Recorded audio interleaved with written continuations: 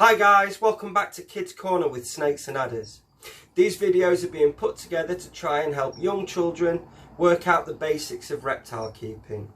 Me and Mr. P at Snakes and Adders have sat down and we've had some talks to try and help you work out how to keep reptiles and how to help you understand why we do the things we do. And sometimes we might use words that you won't hear any other time, so we need to teach you about those too. So what is temperature? How do we tell the temperature? What does it tell us? How does it affect our pets? If we keep reptiles at home or your mum and dad's already got them, how does the temperature changing affect the way that your snakes or your lizards or your tortoises or your frogs live?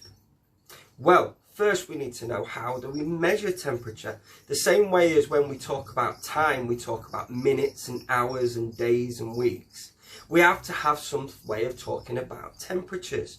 And there's two words that we can use. One's a big, long, complicated word that they like to use in America called Fahrenheit. And that's usually shown as a number and then an F after. So let's put Fahrenheit up on the wall. And then in the UK, which is where this video is made, we use one which is a bit simpler called Celsius. And that's a number with a C written after it. So let's put Celsius up here. Well, what does that mean? Celsius and Fahrenheit, big long words that don't mean anything to us. So what happens with Celsius? Well, let's try and work out how these things work. So, this is a big thermometer. So, we've got the numbers written 0, 10, 20, 30, 40, 50, 60, 70, 80, 90, 100. So, what happens at 0 Celsius? Water starts to freeze and we can make ice cubes like in this picture. At 100 degrees Celsius, water starts to boil, and that means that we can make a nice steaming hot cup of tea or coffee like your mum or dad has in the morning.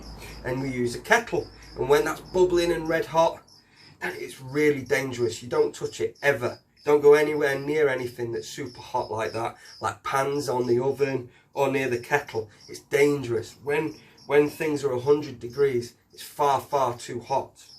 So we know what happens when we reach 100, water boils, and we know what happens when we reach 0, water freezes. Well, what happens in between? Well, I'll come back to this in one moment. People have got a little boiler inside them that helps to keep them nice and warm. And because of that, we call them warm-blooded. Well, this takes energy to run this boiler, so we have to have our food and our drinks. The food and the drinks go in and the boiler turns them into heat to keep us nice and warm, and energy so that we can go out, go to school, play with our friends and enjoy ourselves. So that's why we eat the food and the water, because it gives us the energy and the boiler keeps us warm. So let's put that little girl up there because she's telling us about energy. And we can see that her blood is 37 degrees Celsius. So here, that red line on our big thermometer is 37 degrees Celsius. That's inside our body, inside our arms and our legs and our head. That's how hot our blood is, okay?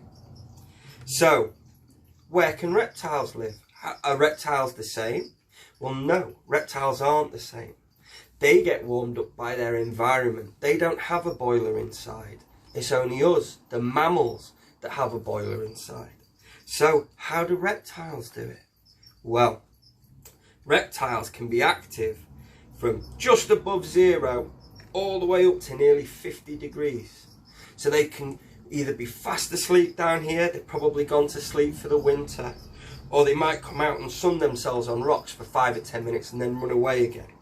But most of the time, reptiles like to live between these two lines here, 20 degrees and 40 degrees. And depending on the type of reptile that we keep or the type of amphibian we keep, it'll usually come between these lines. So let's put our big thermometer up on the wall as well. Now, this all still means nothing to you.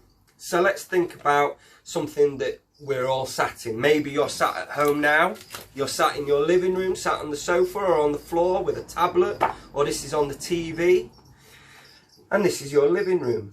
and your living room, as you're sat in it, usually will be around 20 degrees Celsius. Now 20 degrees Celsius is just right. That's sort of our Goldilocks temperature, and it means that we could sit in our pyjamas or our nightie, and we could sit and play with our toys, and we don't feel cold, but we don't feel hot either. We feel just right. So that's the temperature we like to keep our rooms at. So if we think that our room is 20 degrees, and we know that some reptiles can live it up to 50 degrees, that's super hot, far hotter than the room that we're in. And they can almost go down to 0. So that's cold. Whoa. So 20 degrees is what our room is. Let's pop that there. Now as people get older, their boilers sometimes don't work as well as they used to. So what we have to do is they might have to use big woolly jumpers, or they might have to turn on their fire, or have their radiators on. These things warm up and give off energy. They give off heat. And if we're near them, our body absorbs that heat and it helps our boiler do its job. So if we've got old nanans and granddads, sometimes when they get older, they can't quite control their temperature the way that we can, because our boilers are still new. Their boilers are getting old, and that means that they feel the cold more. So they will turn on things that heat up the room and make the number in the living room go up. So it might go up to 25, or it might even go up to 28. And then they'll sit and they're quite comfy then. And that's because their boilers don't work. Not quite as well. Either that, or they can cool down too quick. So then they might use blankets and they'll wrap them round themselves, and that helps to keep them warm. So all these things are what nanans and granddads do. So let's pop that on the wall. So reptiles, how do they work? Well, kind of like the nanans and granddads. They don't have a boiler and they feel the cold very easily. So with reptiles, such as this lizard that's out basking, he either gets heat from the sun, or he gets heat from the ground where the sun's been shining on it, and he can absorb the heat.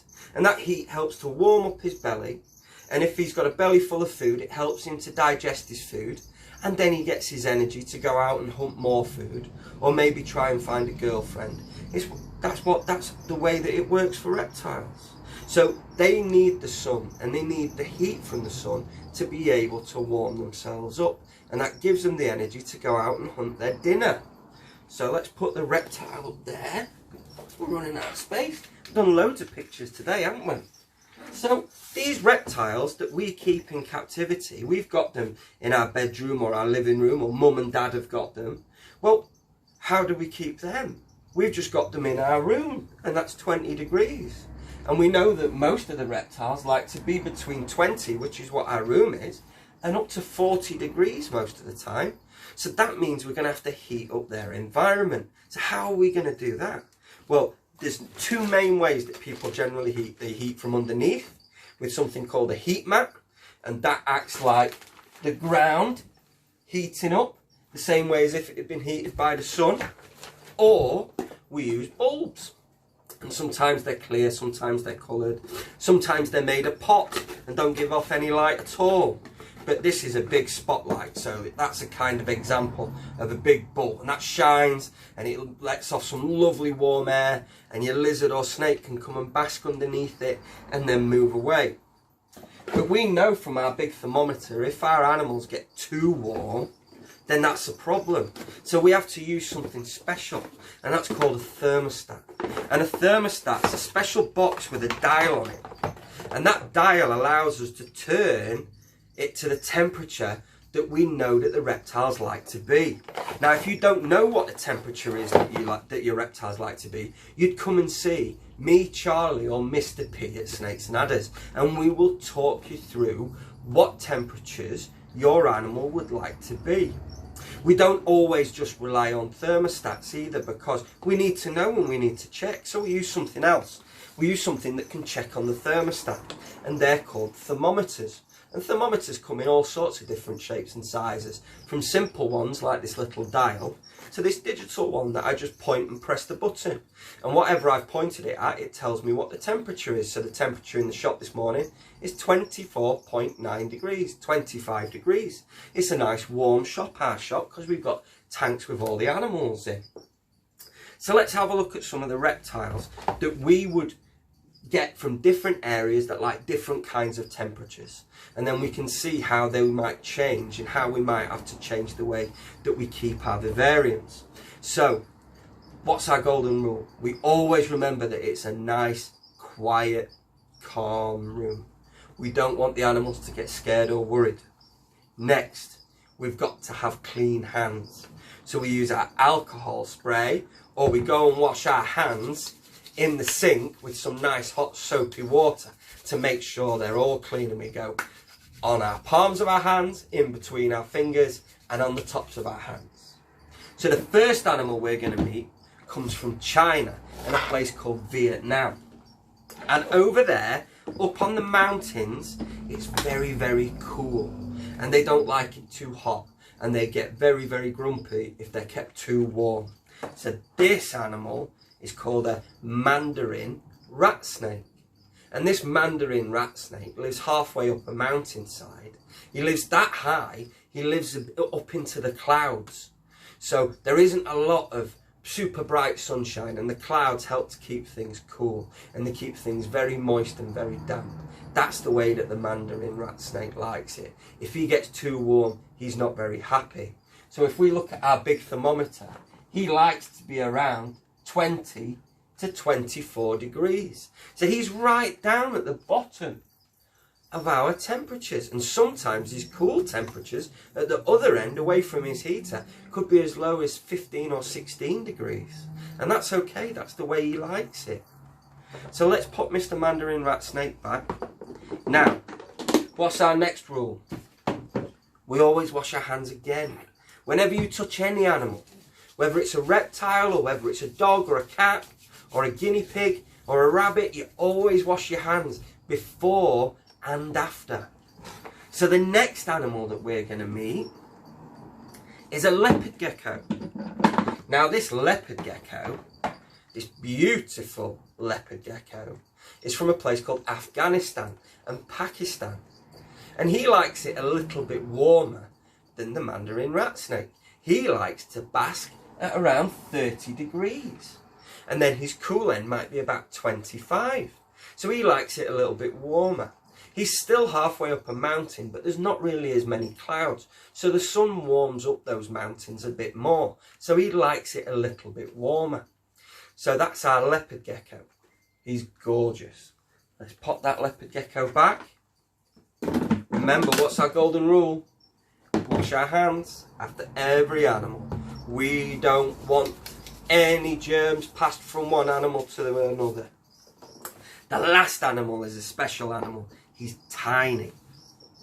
He's from a desert in a country called Oman. And it gets super, super, super hot. I've got to try and catch him. He's quick. Come here, my love. Hello. There he is, look. He's a little giddy kipper. He wants to run away. So I've got to try and be quick. This guy's called a scorpion gecko.